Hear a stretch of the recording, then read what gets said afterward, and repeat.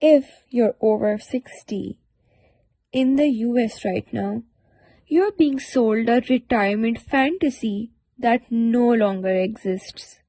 We are pitched this dream of endless golf and beach days. But the grim math of 2026 tells a completely different story. Nearly 1 in 5 adults over 65 is back in the workforce. But here's the secret nobody is talking about. Returning to work in your 60s doesn't have to be a punishment.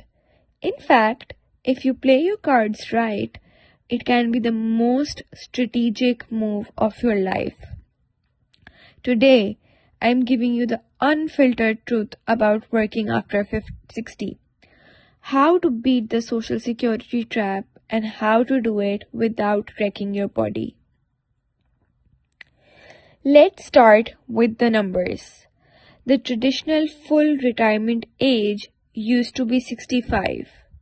If you were born in the 1960s or later, it is now 67. A lot of people panic and claim Social Security at 62. Do not do this if you are still working. If you claim at 62, your monthly check is permanently slashed by up to 30%. Worse in 2026, if you claim early and earn more than $24,480 at your job, Social Security deducts $1 for every $2 you earn over that limit. It is a massive financial penalty. Here is the winning strategy. Use post-60 job to bridge the gap so you can delay claiming Social Security. Every year you wait past your full retirement age until 70, your benefit grows by 8%.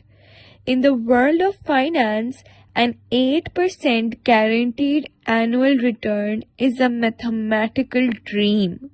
Let your job fund your present so your Social Security can fund your late 70s and 80s. Now, let's address the elephant in the room. Age discrimination is real. You might feel pushed out, but here is your leverage. The US labor force is shrinking, and companies are bleeding institutional knowledge.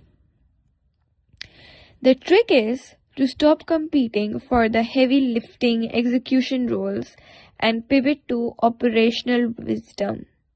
Don't be the person doing the grinding tasks, be the person who builds the systems. Pitch yourself for roles where you train younger staff, manage departmental handovers, or track performance KPIs for the office. You aren't just an employee anymore. You are the stabilizing force. Employers will pay a premium for someone who doesn't need to be micromanaged. But here is the most important rule of working after 60. You have to protect your biology. Your cognitive sharpness and your reliability are your best assets, and both of those depend entirely on your physical foundation. Do not take a job that destroys your circadian rhythm. You cannot outwork a bad sleep schedule at 62. Prioritize roles with flexible hours or remote options. Focus heavily on your functional mobility. If your job requires you to be stationary for 8 hours, you must counteract that with movement outside of work. Your health is the only wealth that actually matters now.